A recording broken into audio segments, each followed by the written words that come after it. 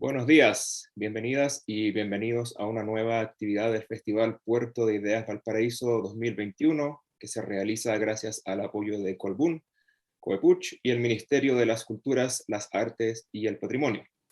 Mi nombre es Antonio Díaz Oliva, o AO, soy escritor. A continuación, conversaré con la escritora canadiense Margaret Atwood, una de las principales figuras del mundo de las letras que ha cautivado diversos géneros y ha sido galardonada con prestigiosos premios como el Premio Príncipe de Asturias y el Premio Booker. En esta oportunidad nos adentraremos en el universo literario de Margaret Atwood, que nos hablará sobre sus procesos creativos, su literatura distópica y su exitosa trilogía Mad Adam. Esperamos que disfruten esta interesante conversación y ahora voy a cambiar al inglés. Entonces, hi Margaret, how are you? Oh, good. I understood what you said. Oh, I'm glad. Thank you for spending this hour talking to me and to everyone else, and welcome to Chile. I mean, at least Yes. virtually. No? Virtually, yeah. So Yeah. here it is. It's here, and it's where you are. Yeah, I'm not in Chile. I'm in Chicago actually, but mentally I'm all the time in Chile because that's where I'm from. And where are you from right now? I mean, where are you I'm in right now? Toronto. Okay. Yes, I'm in Toronto. In Toronto, but really, Canada. we're in Chile. We're in the Chile of the mind. Yes, we're in a Chilean state of mind. And today we will mainly talk about your trilogy, Mad Adam, which I've been reading these last months, and because it was recently translated into Spanish, Editorial Salamandra, in Spain and elsewhere in Latin America. But let's start with your background, with your begin as a writer, and one of your I think your last book in English was Dearly, which is a collection of poems. And I understand that you started writing plays and poems. So what's your relationship with poetry? Because it's not something you started with, but also something you return to.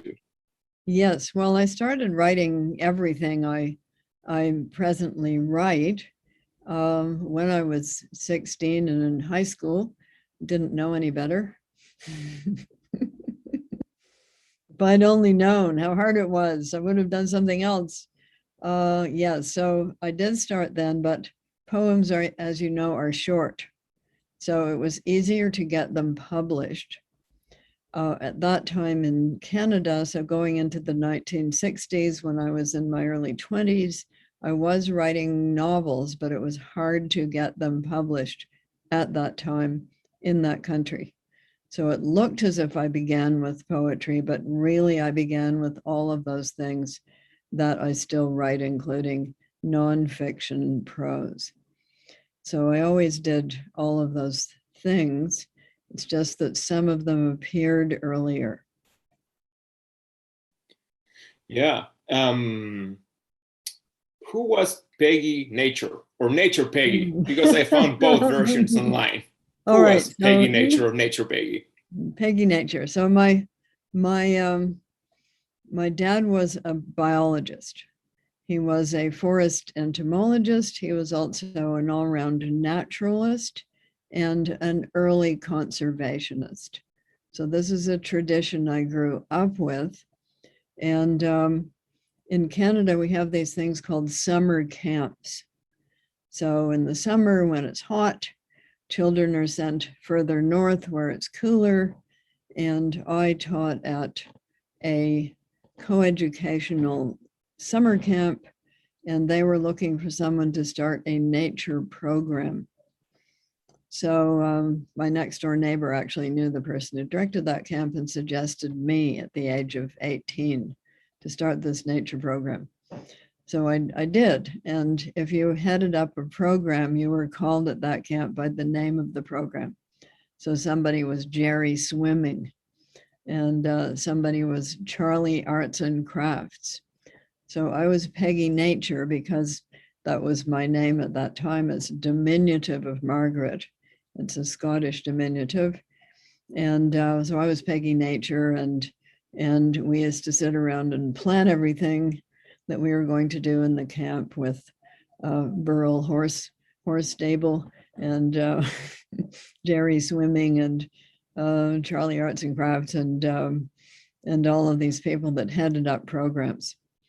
We were called the head staff. Can you imagine being a head staff when you're 18? Oh my God. I mean, it What is power, funny that what power.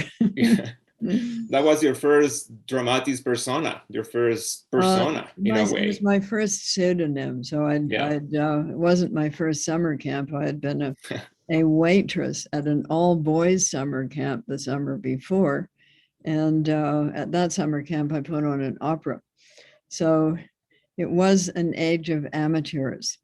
We didn't have a lot of professionals in the country at that time. So there's a lot of amateur acting, and there was a lot of improvisation. So that's how it came about. And I still know people who call me Peggy Nature. Some of them are still alive. That's great. Well, since we're talking about nature, I want to keep talking about that. I know it was really important in your childhood, and also it's important to, I mean, every culture, but to Canadian culture. And as a Chilean, as someone who grew up with earthquakes and the Andes on my window all the time, you know, I can see that in Canadian culture, you also have a pact with nature that in other societies, it's not that obvious. So how was that for you, growing up with that presence of nature? Sometimes overwhelming, and sometimes a good presence. Yeah, if you grow up in a city, it's one thing, but my early childhood was spent much further north, not in a town, a village, or a city, but right out in the woods, and with the biologists. So the period that we are now in, which is the period of a climate crisis and mass extinctions of other species, this was foreseen by biologists as far back as the 1950s.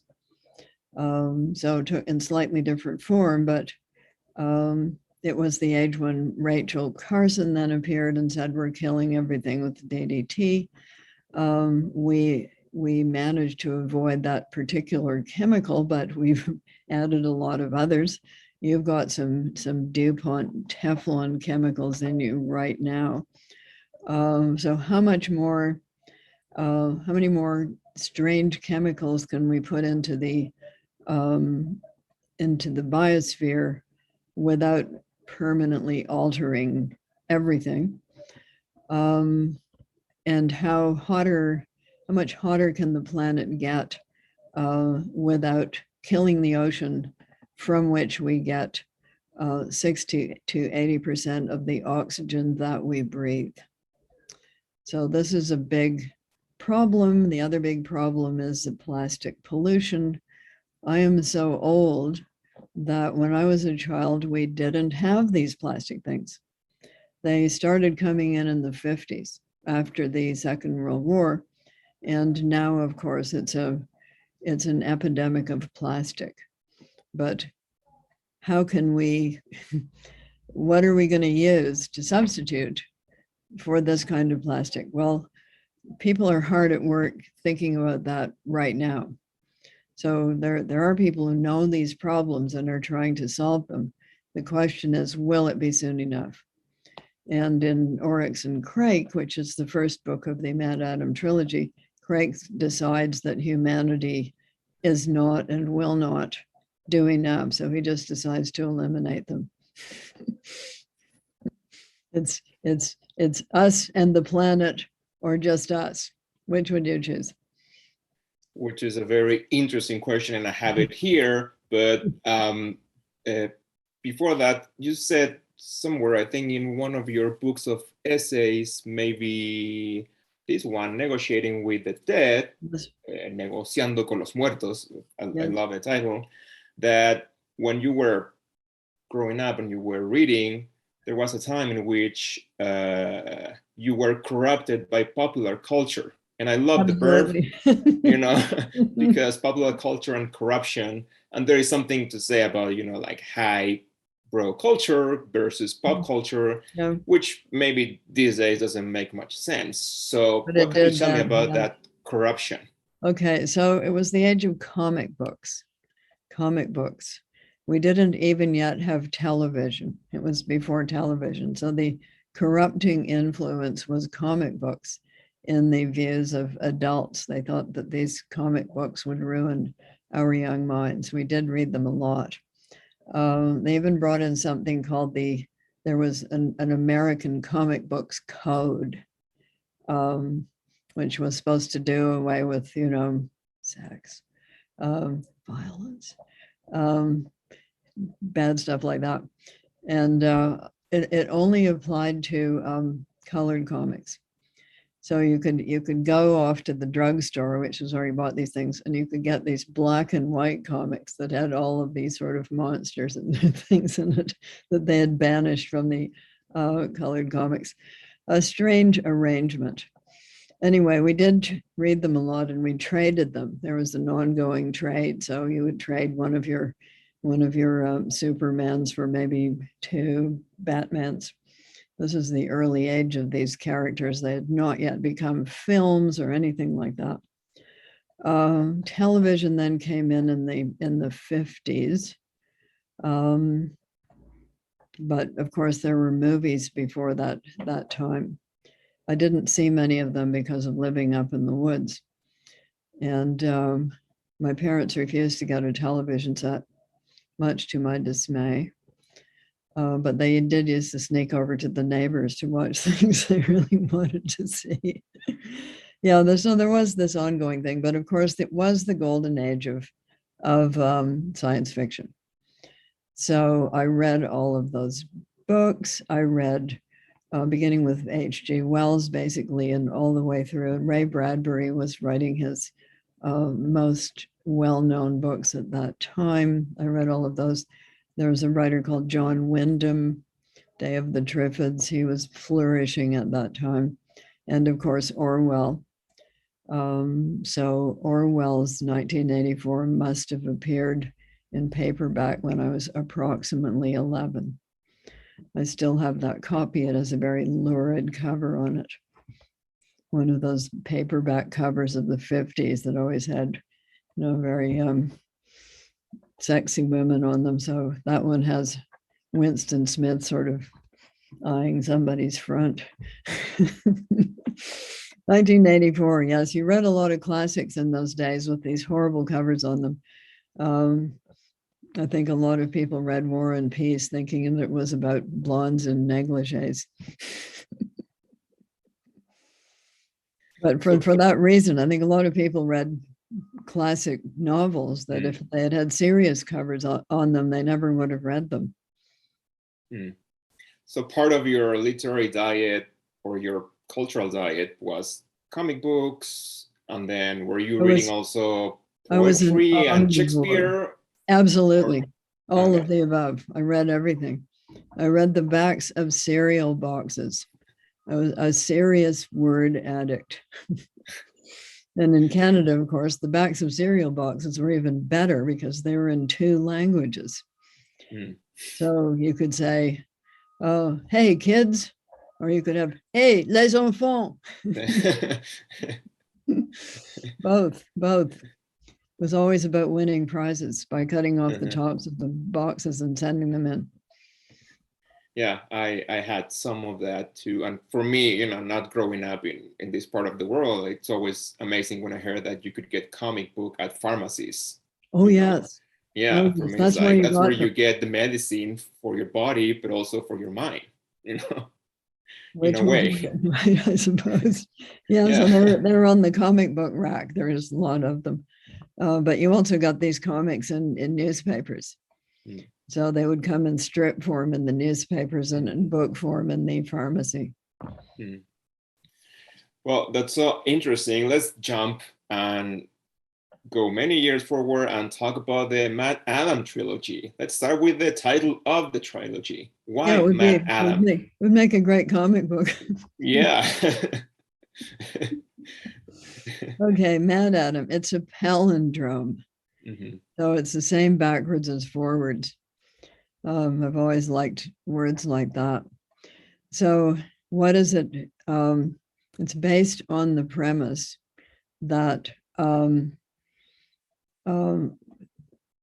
that things are reaching the tipping point, and at the same time, we have developed the capability to mix and match genes, which we have now.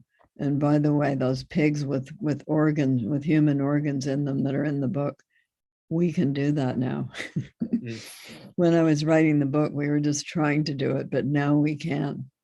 Okay, they've surmounted the obstacles. So we can actually grow human organs in other animals. We are gene splicing, and we certainly have the capability of creating new diseases. In fact, some people speculate that that just happened. Oops. Something got out. So the reason for not doing that, the reason for not creating a lethal pandemic that would kill everybody, is that if you're going to use that for warfare, it would inevitably infect your own side too. So unless you have already a vaccine and you vaccinate all your own side, which would, guess what, be a big tip-off, that's not going to happen. But if you didn't have that problem, if you wanted actually to get rid of Homo sapiens and substitute a new and improved version, which is what Craig wants to do, then nothing would hold you back. So that is what happens in the book. It's not just a mad scientist who hates people. It's a person who wishes to improve upon our model and give the world a model of humans that doesn't have our problems. So these new people, first of all, they don't have to wear clothes. They've got built-in sunblock. I would like that. They've got built-in insect repellent. I think that would be a good idea. I'm all for that. But they don't need clothes, which means they don't need to grow. They don't need wool. They don't need linen. They don't need cotton. They don't need synthetics. They don't need any fabrics, which would do away with a big source of pollution right there. Number two, they're not only vegetarians and vegans, they can eat leaves and grass like rabbits. That it requires some modifications to the human digestive system. So like rabbits, they produce these things called fecaliths, which they then have to eat. Yeah. So rabbits do that. And they are not monogamous. And unlike human beings, they mate seasonally. So the thing about our species is we don't have mating seasons like most mammals. We're just kind of on all the time. All the time. And that can cause problems. And they, on the other hand, are very clear. They have mating seasons, and like other animals, they signal when it's a mating season by turning parts of their body a different color, in their case, blue. So you can tell immediately whether it's a mating season or not for that individual, and then they mate collectively like cats. So not a problem, not a problem about whose child it is. It's everybody's child. Wouldn't that be? Would be. So no inheritance lines, not a form of possessiveness. They will never write Romeo and Juliet. They will never suffer from romantic rejection. That is not how they are arranged. They're pacifists, which means that our species, of course, would have to be gotten out of the way, because if our species were still around, it would probably just kill these people. And we know about encounters between Europeans and indigenous peoples in North and South America. It would be the same problem. So what happened to the original inhabitants of Cuba, for instance? They aren't there anymore. Why? Think about it. So they are not aggressive. Their creator, Craig, has tried to eliminate symbolic thinking because he doesn't want them to develop religions. Thinks religions are bad, but that didn't work out. So the single human being left alive as their shepherd has had to answer the question, where did we come from? And of course ends up with a form of religion in which Craig is God. Which is where did you come from? Well, from mommy. Well, what about before that? Well, where did she come from? Well, what about, and all the way back to the beginning, and you end up either with the Big Bang theory, or let there be light, and they're kind of the same thing. So we have a cosmology, we have some theology, which has been invented on the spur of the moment because the human being had to answer those questions. So what else can they do? They self-heal by purring like cats. And when I put that in, my brother, who is a biologist, said that he wasn't convinced. But science has now vindicated me. Apparently, purring cats, that does have a healing function. And apparently, if you have a migraine headache, it helps to put a purring cat on your head. Wow, that's interesting. I've never heard that. Try it next time. The problem is, how do you get the cat to stay on your head and purr? We don't know, but it's said to help. So this is the kind of beings they are. They're all very beautiful, and they're not like us.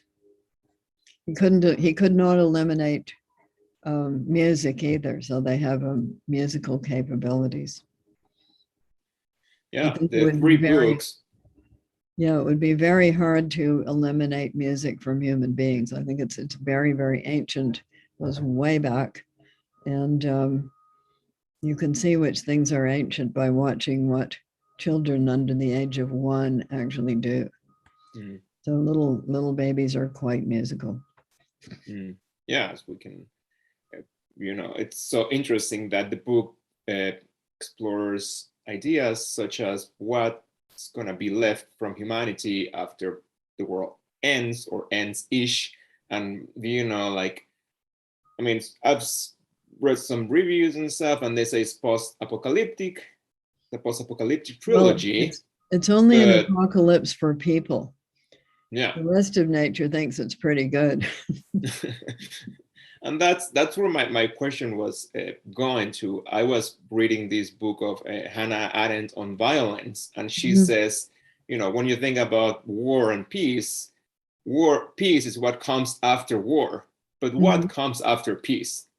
So we think about the end of the world and the apocalypse, what comes after the apocalypse, and in a way, playing around with what comes after the apocalypse, you need to start thinking about what comes before humanity, and maybe music is one of the elements. Yes, well, there's a wonderful book that I happen to have right here that just came out. It's called The Dawn of Everything, and it's a new look at our deep, distant ancestors. And these authors say things are not as deterministic as we have been led to believe. So just because you have agriculture doesn't necessarily mean you have kings, hierarchies, and slaves. And there were different models of societies, many different models, meaning that we are much more creative in the ways that we can approach how we arrange society. We are much more creative. There's much more variety than we had been led to believe. And earlier societies were much more complex, more interesting, and obviously made choices. So we were not just acted upon by external forces in a deterministic way. Societies were choosing how they wanted to be way back in in prehistory. And I find that not only super interesting, but also very encouraging. So if it is we who create societies, and if we have a lot of flexibility in how we do that, we have the capability to rearrange our own societies in a way that is more beneficial, not only to the planet and therefore our chances of survival as a species, but also to us. So let's think about how things could be different and better. There are not ironclad forces that are preventing us from doing that. And that's when imagination and fiction comes, because as I think you said, without imagination, we're nothing, and maybe there is a problem with imagining ourselves. For example, when you think about narratives about global warming, it's so hard to imagine ourselves as the antagonist of the story. Yes. There's a problem with imagination, how we can create a narrative for the future. What do you think? Well, we're going to have to put some energy into doing that, like soon. Yeah, so there are various projects of that kind going on, but this is not. It's not a joke. Not a joke. So I think one part that interests me is the new technologies and new materials, particularly new materials that are now being invented. It turns out that we can make bricks out of mushrooms or mycelia, not involving any concrete, not involving carbon emissions. We can actually grow bricks that can build houses. We can make fabric out of algae. We don't have to grow cotton. We don't have to have a lot of sheep. We can grow fabric in vats with a carbon positive outcome as well. So people are putting a lot of thought into these things. How we cut down on our energy needs. It turns out that you can cut down on air conditioning by taking the water vapor out of the air. Water vapor carries heat. If you take that out before it hits the cooling system, you decrease the amount of energy needed by 80%. So a lot of new technologies and materials are being developed right now. The question is, how soon can we deploy them? And it is going to rearrange our ways about how we think about how we live, but I've seen those ways rearranged many times during my life. So once upon a time, there were no plastic bags. So what did you do with garbage? You rolled it up in this thing called newspaper. Remember it? No, you don't. And we didn't have, for instance, I hate to break this to you, there were no computers. There was no internet. There was no Zoom. None of that existed. So I've watched it all be invented. I've also watched the extreme optimism with which people greet these things when they first arrive. You can have a refrigerator. You don't have to have an ice box. This is great. And then you can have an automobile. You can have a car. You can drive everywhere. And then the internet is going to be so great. We'll all be able to share our wonderful positive thoughts with each other. And everybody will love everybody else all around the world. And then, so when you're thinking about utopia, you also have to think about how do you keep your improved society from going, as we say, pear-shaped, and how do we deal with our little inner Stalins that we all have within us? So this is always a problem with utopia. Which for some people is really hard to make peace with the idea that they have an inner Stalin. They have one. Yeah, but we all have one. Well, it's a little dictator who thinks they are always right and is paranoid as well. So that is the little inner Stalin. I could have called it the little inner Hitler, but that's sort of trite I prefer to use. I could say your little inner Pol Pot, you know, Yes. kill everybody that you think doesn't agree with you. Well, and So we do have Chile, this I guess the little Pinochet everyone has, but that's the gonna little get me into Pinochet. trouble. Yeah. Yeah, I wasn't going to be rude. I wasn't yeah. going to be rude and say that, but I I remember mean, him. every culture has its own, you know. We So have these yeah. tendencies, so that becomes a question of checks and balances, and how do you arrange decision making so that it does not result in a tyrant. So the Greeks were thinking about this a long time ago. And I think it is a tendency, unless you have a culture that is very dedicated to keeping things horizontal. It is the tendency. You agree with me, or I'm going to hit you over the head with this stone. Just two options: you agree or you die. Yeah. Yeah, so that is what we mean by the little inner Pinochet, Stalin, Pol Pot, or Hitler. We have one, and we need to realize that we have one. And how do you deal with your own and with those of other people? Yeah. So in 2000, you published The Blind Assassin, which is the first book I read from yours. It was translated into Spanish, and I was really captivated how you were mixing different genres and all that.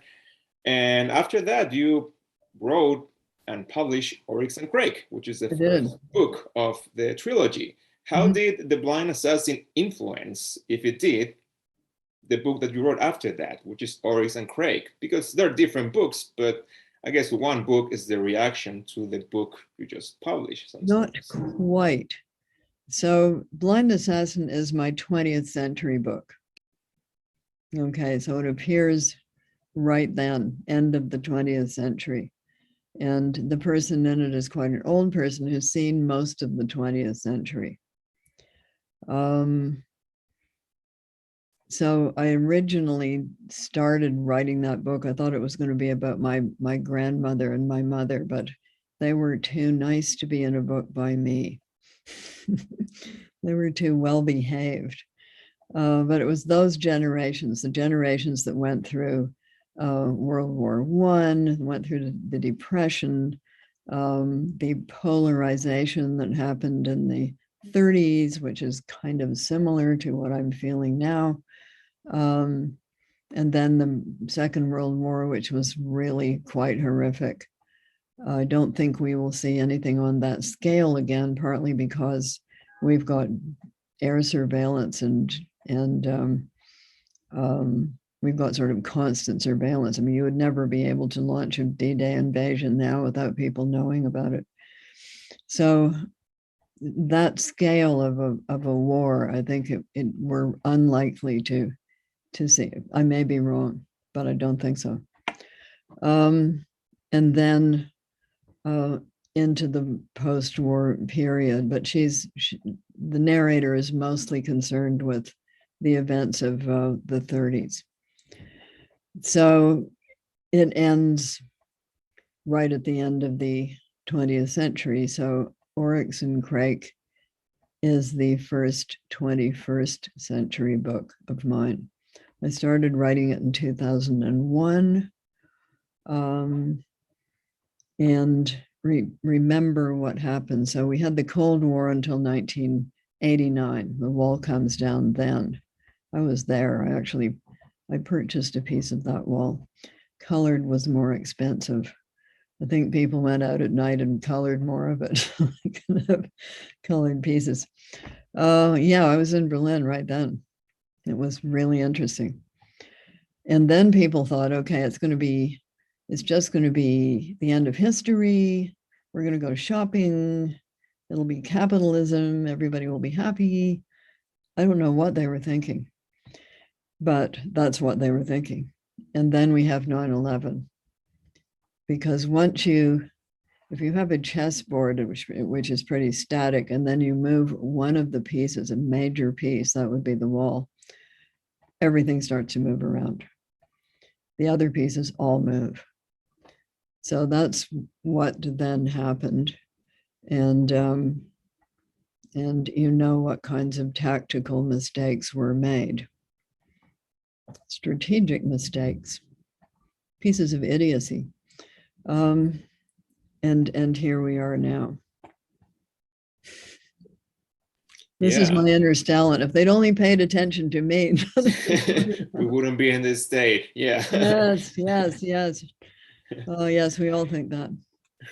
So when you were writing Oryx and Crake, or even when you publish it, the idea of a trilogy was something you were thinking? Was that at the beginning, or something Not that quite? It's an open-ended ending. Mm. So when you do an ending like that, everybody starts saying what happened next. And then it's a temptation, is it not? Yeah. So in the 19th century, you liked tidy endings. This person married that person, and hooray, lived happily ever after. But we don't seem to be able to manage endings like that anymore. I think because we experience the world as too rapidly moving and too unstable. So happily ever after on your placid country estate is just not an option. And not only that, once upon a time, there wasn't any divorce, but now there is. So we have a lot of different, not obviously happy ending sorts of arrangements going on. And we don't have the sorts of certainties that novelists were prone to in those days. They also didn't carry the story on. So they get married, but then we don't go into the in-laws and what happened with what happened when the elections approach, for example. No, we don't have any of that, yes. Yeah. I do believe that your endings are in a way bittersweet. I think they have the best of the bitter and the best of the sweet. And I love science fiction. I love, for example, Ballard and many other writers that the ending is so obscure, and hopeless. And I do feel that you do celebrate storytelling and other elements like music. So maybe the world has ended, but there's storytelling about the world ending. Yeah, it's hard to write a novel in which absolutely everybody dies in the end. It's also hard to write a novel in which absolutely all of humanity is killed, because you have to have a narrator, don't you? So who's the narrator going to be? So there are some Bradbury stories in which the world has ended, but there is still a narrator. Sometimes it's him, but sometimes it's these robots who remain and continue telling stories, even though the people are all gone. However, an interesting thing about Jimmy Snowman in Oryx and Crake is he doesn't keep a journal. So you only keep a journal if you believe there will be a future reader. And he doesn't believe that. In the next story, The Year of the Flood, the Toby character does keep a journal because she does believe that there will be a future reader. So she has faith that there are other people out there, which in fact there are. Not all of them are very nice, but there are other people out there. And what happens in Mad Adam, the new invented people originally were not literate. They didn't know how to read. But at the end of that book, they find out how. Is that the fall of man, or is it a new beginning? Your choice. It's so interesting. I'm glad you brought the whole thing about journals and diaries, because that's something I like about your books. For example, The Handmaid's Tale ends with an academic paper or like a conference, Yes. And I wanted to ask you about that. There is a sentence by the Argentine writer Adolfo Bioy Casares, who was Borges' friend and partner in crime. he has this short but really glowing science fiction novel called The Invention of Morel. And it's a guy who's writing a diary. He's lost in an island. And he says, but I still know that writing this diary can perhaps provide the answer. It might even help produce the right future. So what is it that attracts you to diaries, letters, and all those narrative devices that, people are like, that's not like a novel, that's not like proper, like literary fiction or writing, but who knows, maybe in the future or present history is going to be written on those kind of materials and not on history books. Exactly. Yeah, so I like to say to people, if you're keeping a journal or a diary, please put in the very simple things that you think everybody knows, because those will be the hardest things to find out in the future. So when I was researching an historical novel placed in the 19th century, the hardest things to find out about were shoes, because they don't show in paintings. Under these dresses, you can't see the shoes, and the underclothing, you can't see them. So if you're writing a journal, explain to us what a toaster is, because if that doesn't exist in the future, it's going to be very obscure to anybody.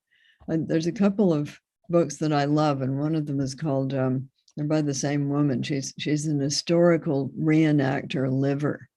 She goes back into the past and lives the way that people in that age would have lived, and then comes back to tell us what that was like. So what were they eating? What were they sleeping on? What was that like? Did they take baths or not? What were their clothes made out of? What sort of food was available to them? And one is called How to Be a Tudor, and the other one is called How to Be a Victorian. You're better off being a Tudor if you were, unless you were really rich. It was better to be a not rich Tudor than it was to be a not rich Victorian. I can tell you all the reasons for that, but I won't. Anyway, I love that. And writing about the past, you have to do the research. In the future, it's a different kind of research. You have to figure out what would be possible, but also you have to be consistent with what you have said. So you can't say these people are vegetarians and then show them eating a steak. It would be very inconsistent. And you would hear about it from the readers. They can get very picky about things like that. There are websites devoted to mistakes that people writing historical novels have made. Oh my God. Anachronisms. And so I went off to, do you remember that film called Gladiator? Oh, yes. Yes, okay. They're using jeans, no? About 12 anachronisms. Yeah, which we could list. One of them being that, so you have these statues of your ancestors that you carry around in your tent. They wouldn't have been white. We're used to these marble statues being white, but that's because the paint is worn off. Painted, they would have looked sort of like Barbie dolls. So like that. Yeah, anyway, it's very obsessive compulsive. Yes, a lot of that these days. And what about when you're talking about, writing the future and this consistency, the element of being consistent?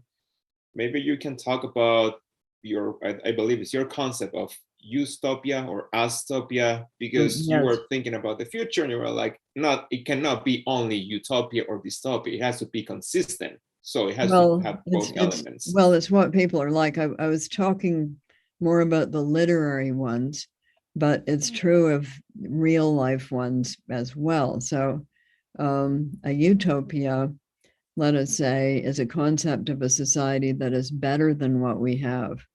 And a dystopia is a concept of a society that is quite a lot worse than what we have.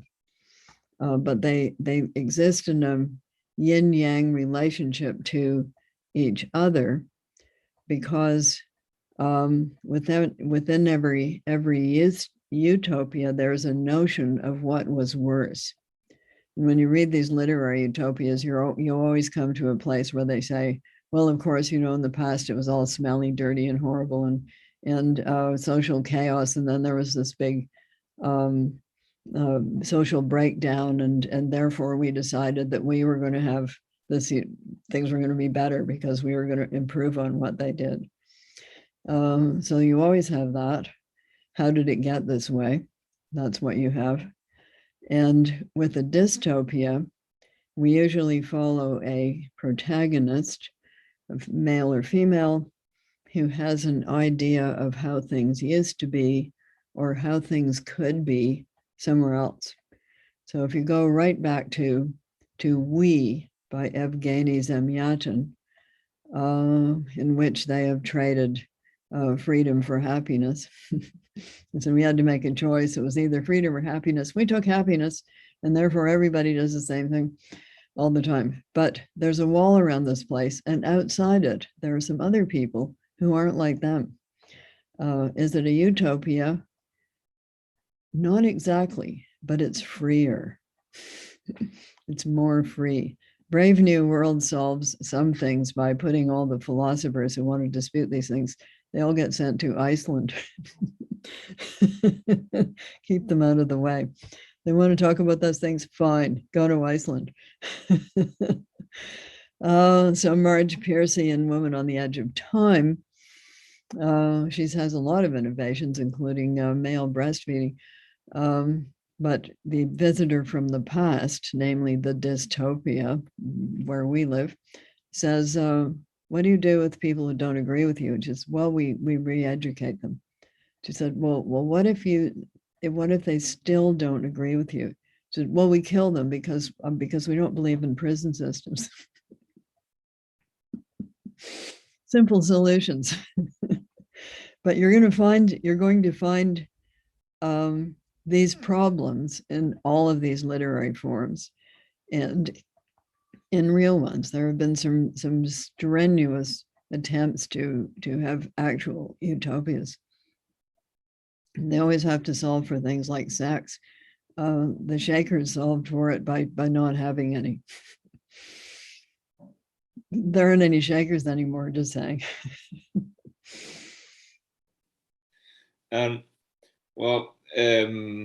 There is this sentence by the late Joe Strummer from the band The Clash. He said, the future is unwritten.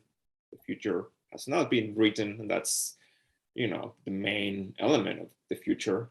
So if maybe the problem with the future is a linguistic problem, what kind of future does the word future have these days? Exactly. Do we need a new word to describe what's going to happen? Well, the future actually doesn't exist. And it's not graven in stone. So we're not doomed to have just one future. It's an infinite number of possible futures. We don't know what one we're going to have. But the one that we're going to have is going to be determined in part by what we do now. So I think it's Borges who has the labyrinth of infinitely branching pathways. And that is more like what the future, the so-called the future actually is. It's an infinite number of branching pathways. We will take only some of them, but we don't know which ones yet. We had a chance. In fact, we had lots of chances over the past 60s, 70s, 80s, 90s, 10s, over the past 60 years to avoid ending up in the future we're in right now. If we got more of a grip on carbon emissions earlier, we wouldn't be here now. We still have a possibility of avoiding the future in which everything is so hot that we can't survive on the planet. So we have that possibility, and those pathways exist. It's a question of finding them and following them. Oh, and by the way, just turning off oil all of a sudden isn't going to work either. Yeah. And speaking about futures and worlds, universe, as a writer, what do you enjoy the most, creating one or destroying one? Universes and you mean pretend ones? Yeah, I mean, fictional worlds, writers are semi-gods in a way. They can create, they can destroy. And I guess there is some joy in it. So which one do you enjoy the most, creating a world or destroying the world? Aren't they really kind of the same? They, Because in order to create a world, you have to make room for it. How do you make room for it? But these things happen without you, because things are always changing anyway. Language has changed so much over the past, say, 800 years that you would have a lot of difficulty understanding a person from 800 years ago unless you are Icelandic. They have not changed their language for 1,000 years. So I was there and I said to a poet, so can you read Anglo-Saxon? He said, oh yeah, it's just like Icelandic. So I said, can you read Beowulf? He said, oh yeah, easy. All Icelanders can read Beowulf. And I said, well, could you give us a sample? Certainly, said he. So to a gathering of people, he gave us a sample of Beowulf, and he didn't just read it, he declaimed it in true bardic style. And that was like a time window into the past. It was quite wonderful. But for most of us who live in these other languages that have changed over time, you would probably be a bit hard put to understand even somebody from 150 years ago. You would find their vocabulary quite old-fashioned. You would find their accent weird. If you go and look at movies from, say, the 1945, people talk strangely. If you notice that. And I don't think it's because they're actors. I think people did talk that way. Yeah, it was the time. So speaking about, language and how languages change, I think some weeks ago or days ago, you tweeted an article about the word woman, and Oh, you yeah. said, why can't we say woman anymore? And, Yeah, so I wanted to ask you didn't write first. that article, but it seems to be a bone Yeah, of you contention.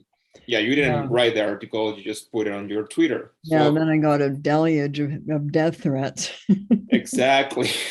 But first of all, I wanted to ask you, why did you want to be part of the conversation? Why did you feel impelled I to put didn't it out there? particularly want, I mean, I grew up in the woods. I just walk around looking under logs. I get curious about things. So before that time, I had tweeted a number of pieces that said there's more than 2 genders. And that is just a scientifically established fact. So then I got, hate mail about that. But there are more than 2. So what I like to start with is it true? Is it true that there's only 2? No, it is not true. Is it therefore fair to act as if there are only 2? No, it is not fair. So actually, nature goes in for bell curves, a lot of variation. It is not, the XY chromosomes are not the only determinants for gender, and this is just science. But some people take exception to that, and I think the reason they take exception to it is that because we come from a certain religious tradition, we are attuned to being 2-box thinkers, only 2 boxes. This over here, that over there. And nature isn't like that. And people are not like that. There's a range, there's a bell curve, there's a lot of variation. So I was tweeting those sorts of things. And then I tweet something, actually the part I objected to was Somebody rewrote Ruth Bader Ginsburg. She's dead. So she made a statement when she was pronouncing on abortion law, and she used the word woman, and somebody went through and translated her speech and put person in. Well, you can't rewrite the words of dead people. Once you start rewriting the words of dead people, where will it end? Well, of course, people have rewritten the words of dead people quite a lot, but a long time ago. Not her. She's too recently dead. We know what she said. So that was the part I objected to, actually. We have a hospital in Toronto called Women's College Hospital. It's not called Women's College Hospital because it only treats women. It's called Women's College Hospital because women were not allowed to be medical doctors in 1880. So this was a place where they could go and learn to be medical doctors, and it was called College Hospital because it was a learning hospital. So do we want to erase that kind of history? I think not, and I think reasonable people would agree. So what we're talking about is having conversations in which factual reality is acknowledged. On the one hand, more than two genders. On the other hand, this is the history of Women's College Hospital. So let's start with what actually is and happens, and not with things that are beliefs and opinions. A belief is, you can't prove it. It's not just, it's neither provable nor disprovable. Those things are, they exist in the realm of, am I surrounded by invisible spirits? You can't say I'm not, because they're invisible. Yeah. You can't see them. They're invisible. Look. So like that. That's a belief. A fact can be disprovable. In fact, it has to be disprovable. You can prove it or disprove it. And that's why we call it, that's why we say science is always self-correcting. So somebody comes out with what they say, they've done the experiment on it and it's proven this, you have to be able to repeat that experiment and get the same result, like that. Opinions ought to be based on facts. You can see I grew up with the biologists. However, what you seem to have is a couple of, not most people, but a couple of people dug into trenches. And because I read a lot of spy stories as well as a lot of sci-fi, you also have people pretending to be those people who aren't those people. Yeah. They're actually agent provocateur, trying to make those people look bad. Why would it not be so? It's been so with every other conflict that we know anything about, including, fake Democrats and fake people who, fake everything. If there's something that has any sort of value, either monetary or social, there's going to be a fake of it. I have a little library devoted to cons, frauds, fakeries, and magic. Yeah, no, Illusions. It's certainly online, and from your tweet and from the reaction of people to, I was like, some people were saying, I can't believe that Margaret Atwood, who wrote this book, is saying this. And for me, not coming from, like Anglo-Puritan culture, the idea that for some people it's so hard to like someone's work, but also disagree with their ideas, still well, feels first alien. Of all, you better find out what their ideas actually are. Yeah, that would do for a start. But I think it's lots of fun for some people to burn people at the stake. Yeah. It was lots of fun. So you're also getting a certain sadistic mobbery going on. And I think what the rest of us should do is just keep calm and speak in a normal tone of voice. Mm. All right, Margaret, I want to thank you. And I just want to know, what are you doing after this conversation? What normally Margaret Atwood does at this time of the day? I'm going to talk to a friend of mine who's very interested in Wiccans. Do you know about Wiccans? These are modern witches. Okay. Good witches. So I have a friend who's very interested in that, and I've got a couple of stories to tell her about those. She would like to hear these stories.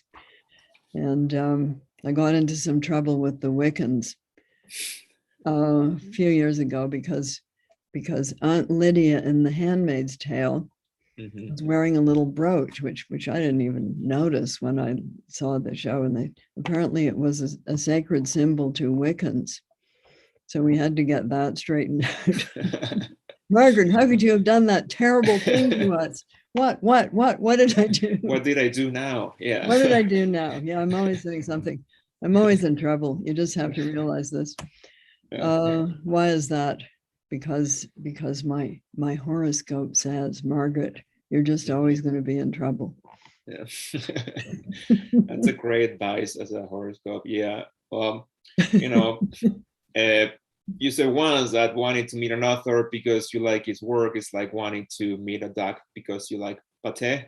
Yeah, and I didn't even make that up. It was just on a bulletin board somewhere.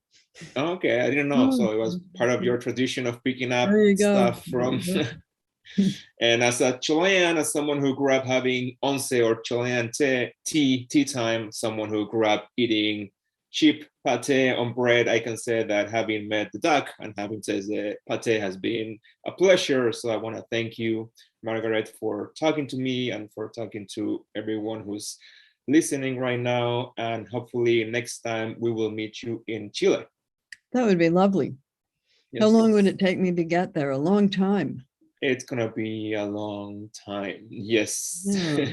Because you must go there quite a bit, so you know how long it takes. It takes from the US, I mean, I live in Chicago, so it's always one local flight and then the 9 to 10 hour flight, which is like 50 pages of a book or even more. Yeah. But not too much of a time difference because you're going. No, it's the same. Chile has the same time difference as you right now. Yeah, so you don't have as much jet lag. Yes. No. Not much jet lag. No, which is good. Yes. All right. That's the positive. Yes. Well, so lovely to talk to you, and thank you. And goodbye to everybody at the festival. Thank you, and muchas gracias por acompañarnos. Pueden seguir revisando la programación del festival y todo el contenido de Puerto de Ideas en la página web puertodeideas.cl. Muchas gracias, Margaret Atwood. Until next time. Goodbye. Thank you. Bye-bye.